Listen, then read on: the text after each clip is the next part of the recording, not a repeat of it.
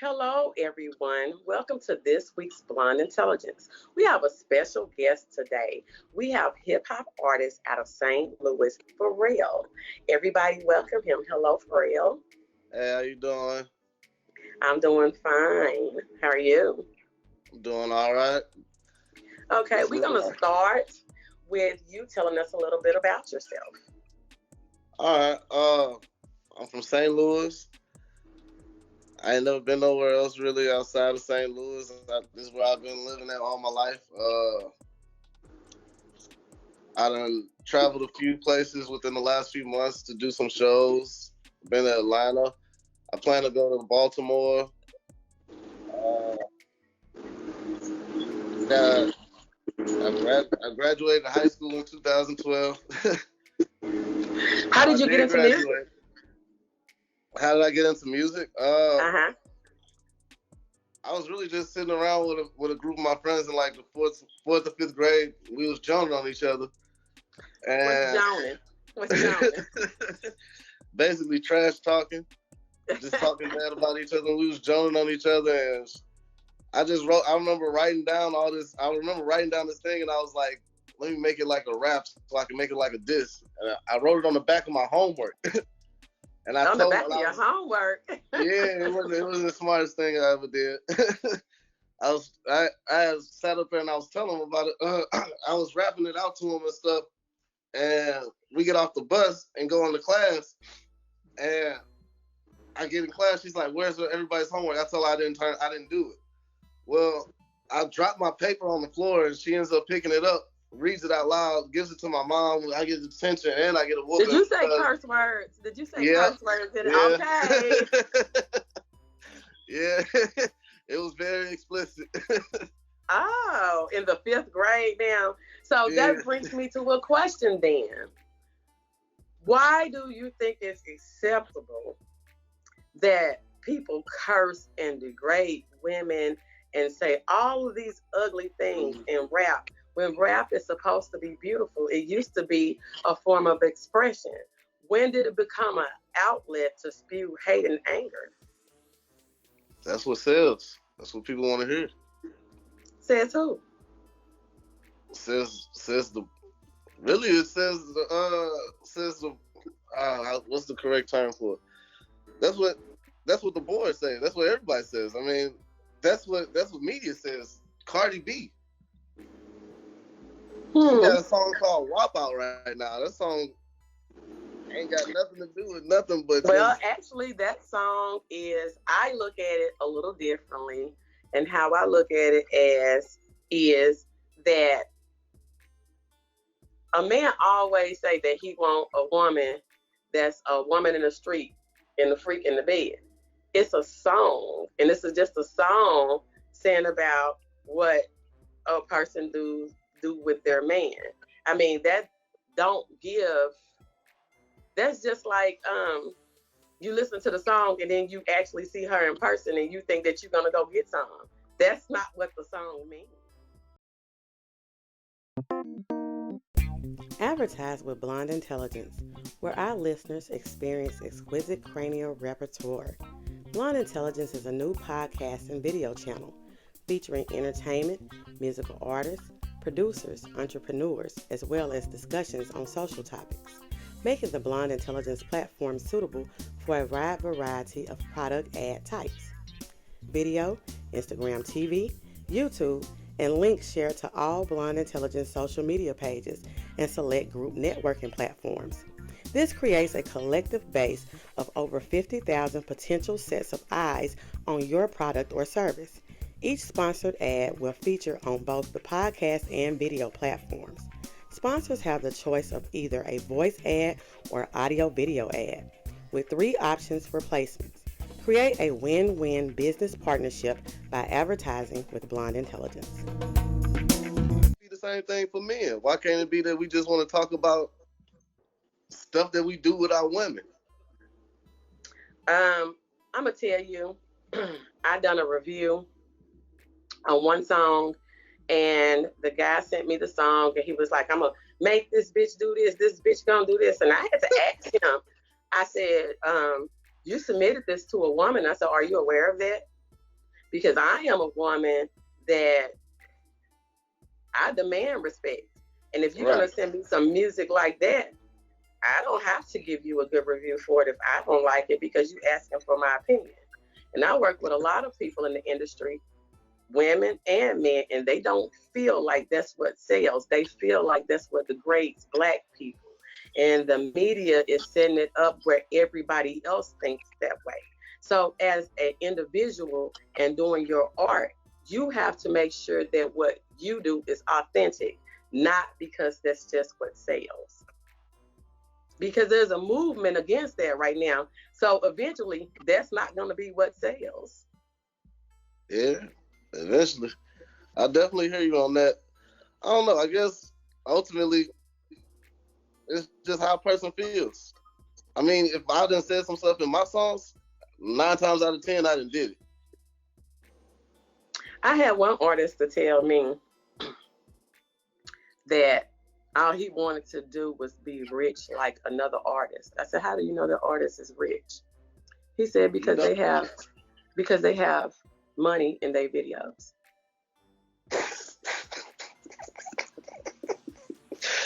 They can make fake money. I got a homie that can do that right now. Right. So, in the same token, do you think that people are doing this music not because it's authentic and that's the way they feel? They're just doing it because they're trying to get numbers? Some people, yeah. A lot of people, yeah. Okay. I mean, So tell me. that's why. If you listen to a lot of the people I said, a lot of people that influenced me, like J. Cole and Eminem, Nas, you got Jadakiss, Biggie Smalls, Tupac, all them people. A lot of them people, I listen to them because they got something to talk about when they rapping. Versus some people, I mean, yeah, I guess you could be a victim of your situation or whatever you want to call it, but I don't want to hear about, oh, well, Satisha Laquana was down getting ran by Daquan and all his homies on the west side, and they decided to get up and go sell a pound of lean or whatever, ounce of lean, and then come back and then they all of a sudden got choppers. They shoot at everybody on the block. I don't want to hear that every time, all the time. That's a lot of the music that I get is that type of stuff, and it's really coming from people who really have not lived that life. And that's my point, because I'm like, dang, everybody can't be doing this, because it's a lot of, I watch the news every now and again, but the news, it might have every like now and again, I watch it every it. day. Right. But I mean, I don't know. I just think that with hip hop began, I guess you would say, with Black people, and I just feel like that's just another way to, I guess, demonize Black people through music. I mean, because that's not what really goes on. You get a talented musician, they play the piano, they play the guitar, they do all these different things. They can get together with anybody, put something down. To me, that's real music. I mean, and it's good to talk about the things that happen in your life, but sometimes you have to balance things out. It can't always be about the negativity. Everything in your music can't always be about the bad side of things. I mean, because how do you expect for that to sell? Yeah. And then how do you think that makes you marketable? I know one song specifically. I don't think you reviewed me on this song. I think I sent you 2 other songs. I think I sent you Outrageous and I sent you Shameless. I got another song called Dance with the Devil. Mm-hmm. It's basically me explaining stuff that I went through, stuff that I did. And one of the things I talked about was basically I had just got fired from a job. I was living on my own. Well, not living on my own. I was living with my girlfriend at the time. And I think me and her weren't on the best of terms. Things were falling out with that. Me and my girl, like I said, just lost my job.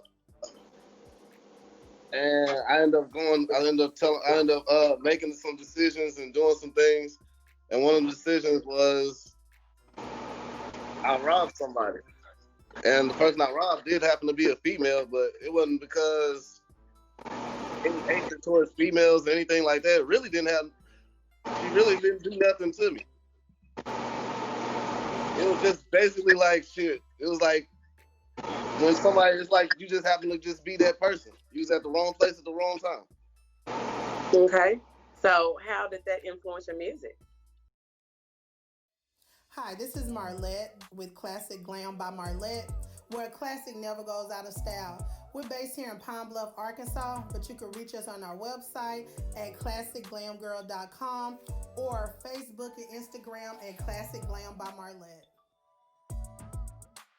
Oh, it made me go to jail. It made me sit down, and I actually had some time to think. I had nothing but time to think about it, and a lot of people talked to me while I was there, listened to what I was saying, listened to me rap, and they was like, "Why would you waste your time doing this?" And they was like, it was people in there that was looking at and asked me like, what else have you ever done? I'm like, this is the only thing I ever done in my life. And at the time, I didn't even think it was that serious a charge. I'm arguing with the people in jail about whether I made the news or not. And sure as shit. Well, I'm gonna tell you that's serious. It's yeah, serious. I know that now. But the thing is, learning from your mistakes. If you decided that I'm not gonna do that again, and that's not the life that I'm trying to live, and I'm gonna put all of this energy into this goal right here, then society can forgive you for a mistake. It's not like you just keep going and doing. No, and that's exactly what I said in the song. In the song, I said that. I said I robbed abroad. I said basically I regret it. I don't want to ever do it again. It wasn't something I even said it wasn't something that I planned to do. Like when I say last minute, I mean literally I just woke up frustrated, tired, was going through so much stuff, and I just broke. Why you didn't go fishing? I don't know. I guess because I was in love. Didn't want it to be something else. So then it was just that. I'm the type of person like. So basically in jail, you said you got some positive encouragement about pursuing your music career. Yes, very much so. It was almost like heaven sent. I think God couldn't have designed it better himself. Okay. So tell me about some of the projects that you have going on right now. Right now I have finished a project called Mental Vacations. That's where the song Dance with the Devil is on. It's got 7, well, it'll have 9 songs on it, but it has 7 songs out right now. Mm-hmm. I want to start another project called Lost in Space. Okay. I got to find cover art for both projects still. I just now got a marketing team that wants to basically make the cover art and everything like that for me. So I've been working with them for about, I'd say 3 or 4 days now. Okay. So how long have you actually been in the music industry? Actually been in the music industry, I'd say about 3 months. Seriously? Seriously, 3 months. So how long? I would just do my own thing, like I would record in the basement, or I'd do some stuff like that, and I might put a song on SoundCloud here or there, but it wasn't nothing like where I was going places and doing things, I'll say consistently. Like I might go to Chicago and then I won't do anything with music for a year or something, versus now I've been consistent. So what made you come to the transition of doing it for a hobby and then becoming a professional? What made me go to the transition of it was I just figured I ain't got nothing to lose. Okay. So, I mean, it's really what I want to do. And I was like, well, I can't find out if I'm good at something unless I actually do it. You can't try to do it. You just got to do it. And if you're good at it, you're good at it. If you're not, you're not. Okay. Well, I'm going to switch gears a little bit. Okay. What do you think about the Breonna Taylor verdict? I'm going to be honest. I have not been keeping up with it at all. I know that the most that I know is that Breonna Taylor is a woman who was killed by the police unjustly. And I don't know if And those. the officers got charged for the bullets that didn't kill her. They didn't never charge for the bullets that did. They charged for the bullets that didn't. So tell me this: how do you feel about the Black Lives Matter movement?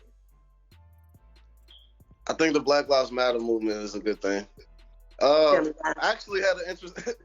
I got a story about when that first started. I was working out. Have you ever been to St. Louis? Mm-hmm. So they got this. There's an area called Chesterfield. Mm-hmm. They don't even consider themselves a part of St. Louis, but Why? Well, this is what you would call like the white side.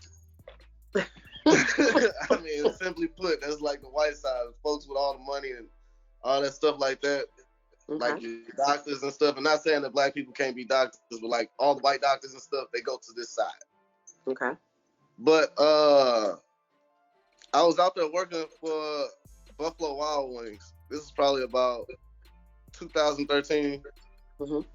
I was a server at the time, and I was the only black man that was working in the front of house. Everybody else was white. Mm-hmm. So all my coworkers were white. I'm friends with them at the time, and this is kind of what I guess you could say opened my eyes, because the Black Lives Matter movement. This is around the time when they first started shutting down highways. I think it was when Mike Brown got killed. Mm-hmm. And I remember they started shutting down highways. They came up there and they shut down the they started blocking off the main roads. Well, out there where I was working at, they didn't even block the main road. They stood on the side of the streets of the main road with signs saying Black Lives Matter. Mike Brown deserves justice. All this stuff. And I remember a majority of the people out there were white. And it was about a decent crowd. It was probably about 30, 40 people. The majority of the people out there were white. Mm-hmm. And I just remember my coworkers coming up to me and being like, they're so stupid. Why are they standing outside holding those stupid signs? I mean, he's guilty. And I'm just looking at him. I'm like, you know I'm black, right? They're like, he's stupid. Why don't somebody just hit them with their car? And I'm like, why would you want them to hit them with their car because they're saying that a black man was unjustly killed? So how do you feel about having to even explain that to your white friends? They weren't my friends no more after that. They weren't my friends no more after that. So why do you think that it's so hard for some white people to even admit that white privilege exists? I don't know. I honestly couldn't tell you. In all honesty, I feel like, I don't know if it's a pride thing. I don't know if they just don't want to admit it. I don't know if they just want to believe in their world that everything is equal and people are just, like, that goes back to that whole thing where I say people plan to be victim of circumstance, whatever the case may be. I don't think they understand that is a real thing. Like, the average Joe that would never do anything to harm anybody might be put in a situation where he would harm somebody. So tell me this, with the Black Lives Matter movement, do you think that it has been harder to be a black man in America, or it has brought more awareness? I feel like it's brought more awareness, and I don't believe it makes it harder. I think it's actually made it easier. I ain't saying so much easier, like no big margin, like it's not no super huge margin, but it makes it easier to where basically, like, for instance, and it's kind of like roles was reversed, like whereas you would go and apply for a job and they might hire you just because you white. Now you go apply for that same job, you put on there you black, you probably have no experience in what you're doing. They don't give a damn. They hiring you because you black. Yeah, they're working on a lot of diversity and inclusion now. Like, I used to work at Amazon, and it was like the best feeling ever when I came in through the doors one day and they had all this Black Lives Matter stuff up. They had all this Black Lives Matter awareness stuff up. They was talking about how to build up black men, how to build up black women, uh how the positive things the black community does do, and I feel like that's the type of propaganda that I wish that Black Lives Matter did have, where instead of like the stuff like we're in St. Louis where we had that march and who was it, the lawyer and somebody else was outside of the house with it. Well, I think the man had an AK assault rifle and the woman had a pistol. I remember that. They got charged. That's crazy. They got charged. Yeah, and that's crazy though, because I'm like, what would make you feel like you could come outside and do that? I mean, I can see if they were on your doorstep and you felt threatened, like there's pitchforks and fire outside, and the mob is going crazy. They done tipped your car over or something, but it's just like when we were screaming peace in the Middle East, it was okay. Yeah. Everybody was with it. Yeah, sure. Black Lives Matter, nah. So how would you explain to someone that does not say or will not say Black Lives Matter? They'll say all lives matter. We know all lives matter, but what do you think the issue is with not saying Black Lives Matter? I don't talk to them. I refuse to try to talk to somebody and explain to them 2 + 2 is 4. Okay. That's craziness. No, I'm not gonna do it. But if you tell me that and then I give you a valid explanation for why I feel otherwise or why you should accept it and look at things in a different light, and you can sit up and tell me basically like, oh well, I still feel like all lives matter, like it's still wrong. Like I got friends. Well, again, I need to change my terms. I have associates now. They used to be friends, and they thought it was cool to tell me like, oh yeah, man, well, I got what is it, what's the flag? The Confederate flag. They like to represent the Confederate flag. Instantly after that, I'm like, I can't deal with it. Okay. They're like, why? And I'm like, cause that's wrong towards me. I mean, I don't know what you want me to say about it. I mean, you basically represent slavery. No, it's not slavery. It's my proud heritage. It's your proud heritage. So if all of a sudden Black Panthers all of a sudden committed genocide on white people and stuff, and I started walking around with a big black fist on my chest, and y'all looked at me and said, dang, that's what killed a lot of us white people. I'm gonna be like, no, that's my proud heritage. We're not focused on the bad, we're focused on the good. Well, that's a whole lot of bad. It's like walking around with a swastika on your forehead and saying, no, we can't focus on all the other bad stuff we did for centuries, but it wasn't even centuries, but then it was about 10 years or something. Can't focus on all that stuff. But I don't know, it's just like that stuff be crazy to me. I just can't sit up and have a genuine conversation because I start getting upset, I get mad, and then I done ruin my day talking to somebody that's ignorant. Okay. We're going to take a quick break so we can hear from some of our sponsors. All right.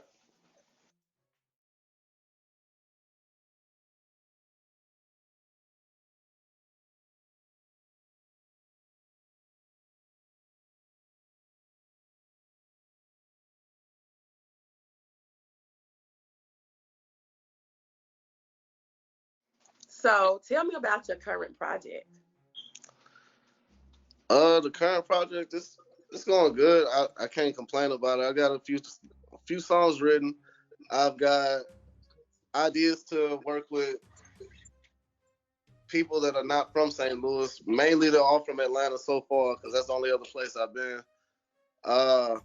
It is a few people from St. Louis too that I want to work with, that I am going to work with. I've reached out to them already. We've got some negotiations going on with that.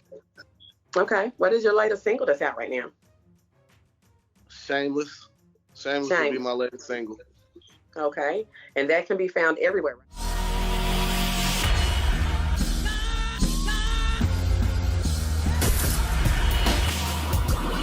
Welcome to the National Beat Battle Association. I'm your host, Emmanuel Elohim. I'm in the building. Brought to you by Chew the Specialist.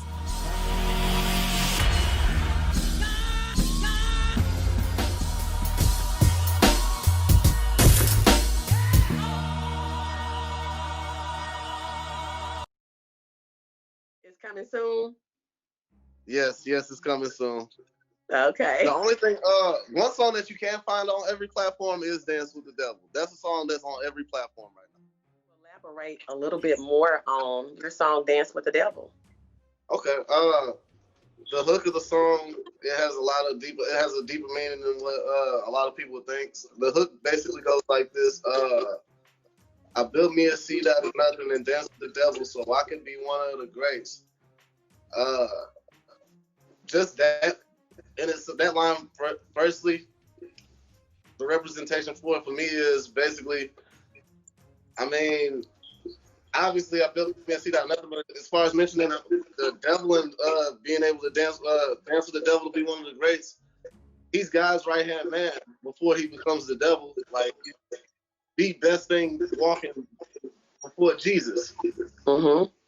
Yes. And he got cast out because he decided to do some things that were not agreeable to what God wanted to do. Right.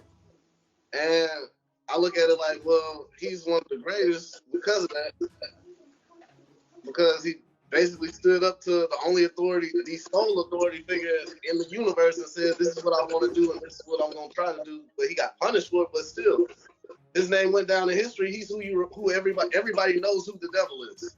Right. Well, Mom, what's your take on it? Well, I see his point in that view, but I see Dancing with the Devil as one of the greats is because he was cast from heaven, but he was considered one of the greats because he was still a child of God. So he's not only did you have to image yourself in the form of the devil, but in the form of God, because that's who he actually was an image of to begin with. So that would make him one of the greats as well. So you're dancing with the devil, and so I could be one of the greats. I had to bring this shit full circle. And exactly, but kind of like what Jesus did when he was on the mountain, talking to the people for a month. But finish the rest of the content when you say bring it full circle. Had to bring this shit full circle. I'm moving so careful because I'm in a pit full of snakes. With that, I was basically saying that I was basically making like a reference towards the Ouroboros symbol. And I don't know if you know what that is, but it's basically like a snake eating itself. Mm-hmm. And it represents being a state of wholeness. Okay. And that's basically what I meant by what I was trying to get at when I said that line. When I was like, I had to bring this shit circle in. I'm moving so careful because I'm in a pit full of snakes. That was pretty much so. So, Mom, you feel like that's his most powerful song? No, I don't. I feel like actually all of his songs are very powerful because he speaks about something and it's understood. I mean, I know I'm his mom, and we have a lot of bearing on our children and what they do. But I do, when I listen to his music. I mean, I'm not gonna say I'm not a quote unquote rapper, and I am is great, and that I want him when he speaks to speak intelligently and speak very clearly so that you're well understood. Like I told him, like I do have some things against songs that's like the panda.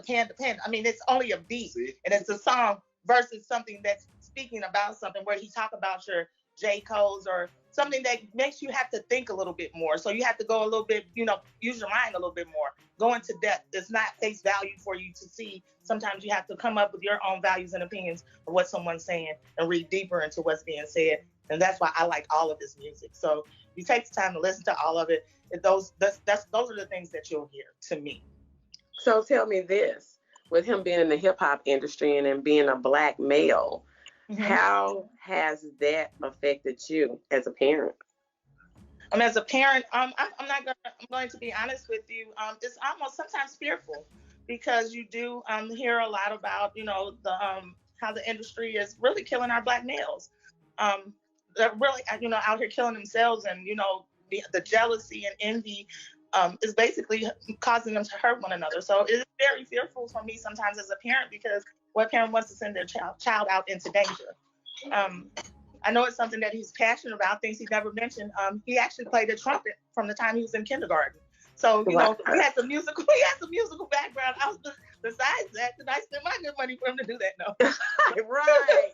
Right. They forget about the money we spend. Right. I said, you played a trumpet. There's other things that you did. You had some church upbringing. So, you heard a choir, you heard fellowship. I mean, and you've traveled. He hasn't lived anywhere besides St. Louis, but he's traveled to Memphis, Tennessee. I've taken him to places like where the memorial for Martin Luther King is, so that they can sit down and reflect on our history and our heritage. So I was like, to Florida. Every kid doesn't have the opportunity to go to Universal Studios. I was very proud that I was a working mom and single working mom at that, and was able to afford that my 3 children could all go there. So I'm listening to him like, you've been many places, child. So you have to mention these things. But that's why you meant to mention it. You went to Atlanta. But as far as your music, but your music is going to be, I would hope that you would want your music to be worldwide.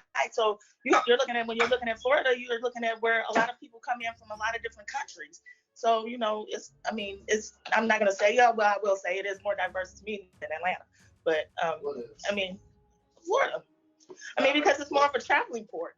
This is why, this goes back to that whole, Look, I'm gonna have to edit you. I'm not racist. I just want to throw that out there now. I'm not racist. I like white people, love white people. I got a African sister. That's our joke that we do between each other. But but I go to Atlanta because it's basically this one of the top cities geared for black people to make it. I went to Atlanta. I'm in the Uber. The Uber driver legit told me verbatim. I just want to turn around and hit you. Because you make it anywhere you want to go. You make it in any city you go. I ain't saying I can't make it anywhere, but verbatim, she said these out her own mouth. And she ain't know me from a can of paint. She said, if you black and you live in Atlanta and you not doing something or you not making money or something, it's because you don't want to make money. Well, I say that to you every day. Shit. Excuse me. No, it's not anything here. That's just be in Atlanta. Shoot, who went to Atlanta? I went with him to Atlanta, and that was my money that you got, that good old money in Atlanta. I was ready to go. He was like, can we stay another day? I was like, no. We'd have been to Benihana's. I say, this is out of your price range. This is my price range. When you get them big bucks for making this music, then you go to Benihana's. And then your mama want to go with you. I feel like that it is wonderful, wonderful, wonderful that he has his mom's support like he do, because even when he was telling me about the lyrics, I was watching you. You was saying the lyrics right along with him. I used to work for a program in social work where I work open child abuse and neglect cases. And that's one of the major things that we would teach. Let your child hear you say positive things about them. That makes them want to do positive things, not negative things. So I think that is a great thing. And I'm glad that you stepped in. Thank you. I appreciate it. Yeah, but you didn't introduce yourself. Would you like to tell everyone your name? Sure. My name is Mavis Jones, and I currently live in St. Louis, and I'm a data analyst. So I've been working in that industry for years for months now. But I'm a working mom, so I try to encourage him to, if you have no reason not to do well. So he did make some mistakes, but the one thing I did hear you respond to him and saying is that you learn from them, because we all make mistakes. So all of us. Yeah, I done made several, and I'm still making them now, girl. Now. But we get better at it. It's a learning curve. It's a learning curve, and the way that he talked about his situation, it was like he was going through a state of depression at the time. And sometimes you do things where you're not logically thinking about it. Long as it's not a habit, that's fixable. Correct. Right, because that's something. We have health issues. We have things that go on mentally for us as Black people that we have to also recognize. In that way, in recognition, you are able to help yourself. And a lot of us will not do that. And that's why I say I'm glad to hear you talk about working in social work. I worked in psychology, or went to school for psychology. But look, that's what I'm admitting. Did not want to use that. No, don't use that one. No, I got a master's in counseling and did not want to use that. Yeah, then we jumped around. I was everywhere. I was going to be an attorney, a pharmacist, a doctor. I was all over the place. And then when they got I think those, I believe a little differently than people. I believe in past lives. I feel like that God don't get rid of us. He uses us for something else. I feel like when you have all those things like that and all those interests, those are things that you have done before that you just don't have memory of. That's all, and they just come back forward for you. Mm-hmm. And look, I use them on all 3 of my children, not just on him. He's my eldest, but I use them on all 3 of them. And they're all 3 adults. But I tell them, you never stop dreaming. Always keep dreaming. Always believe in yourself. You believe in yourself, others will believe in you. Right. Fun fact about it. On the topic of reincarnation. Oh Lord. This probably gonna be something that I didn't learn until probably about a few years ago. And it's not that I didn't learn it because it was hidden from me, it's that I just really didn't pay attention to it. But I was born December 30th. Mm-hmm. The day that I was born, my mom's dad passed away 10 years earlier. Mm-hmm. Same exact date. Mm-hmm. Around the same time that I was born. And then it's funny because now my grandma, she'll look at me and my granny, I call her granny. My granny will look at me and she's like. And she see a lot of resemblance and things that you do like him. Mm-hmm. Yeah, my mom's dad passed away the same day I was born. Mm-hmm. And it's funny because my granny, she'll look at me and she says I look just like him. She's like, you look just like Hubert. You look just like his pretty whole ass. I be looking like that thing. So you do think it's a connection with that? I mean, I just think differently about a lot of things. Like, I think fallen stars are souls coming back to Earth because scientists tell us what stars are, but they can't make them. They can't touch them. So how do we know? That's kind of how I look at a lot of stuff. That's what I feel like even with the center of the Earth. I'm like, well, we ain't never been down to the center of the Earth, and I'm pretty sure we ain't got no cameras that can look through lava. So, right. How you know? I think the furthest we went down, I think it was like 100 miles or something like that. I remember looking it up to like kind of know for myself, and I remember they said that even the ocean is too deep for them to explore. Yep. I mean, so there's a lot of unknowns, and a lot of it is they're giving us their best estimated guess. And that's what I feel about it, because I'm like, it ain't no way for you to know. It could be the Loch Ness Monster might really be in the ocean. Possibly. Like, we just don't know. I thank you for coming again. Well, I think it was a pretty good interview, and I'm glad that your mom came. Yeah, she's like my, she is my, huh? I'll be listening to her podcast. I know. Well, we know that, Mom, because I'm going to be putting it on the TV as soon as we get done. As soon as it says that it's done, we'll have it on the TV and have probably about 10, 15 people come over. And everybody else that comes over in between, we're going to be showing it to them like, look, that's my interview. Okay. So give your social media handle. Tell everybody how they can find you, where they can find your music at, if they need to follow you, if you got any new shows coming up or anything. Plug yourself. All right. You can find me on Instagram at FCJones93. You can type in Farrell or Farrell Quatavius on YouTube. It'll pull me up on there. I do updates on there as well. Or on Facebook. You can find me on Facebook at Farrell Quatavius or FC Jones. Okay. And, I would like to thank you for coming. No, I appreciate you for having me. All right. Bye. Advertise with Blonde Intelligence, where our listeners experience exquisite cranial repertoire. Blonde Intelligence is a new podcast and video channel featuring entertainment, musical artists, producers, entrepreneurs, as well as discussions on social topics, making the Blonde Intelligence platform suitable for a wide variety of product ad types. Video, Instagram TV, YouTube, and links shared to all Blonde Intelligence social media pages and select group networking platforms. This creates a collective base of over 50,000 potential sets of eyes on your product or service. Each sponsored ad will feature on both the podcast and video platforms. Sponsors have the choice of either a voice ad or audio-video ad, with 3 options for placements. Create a win-win business partnership by advertising with Blonde Intelligence.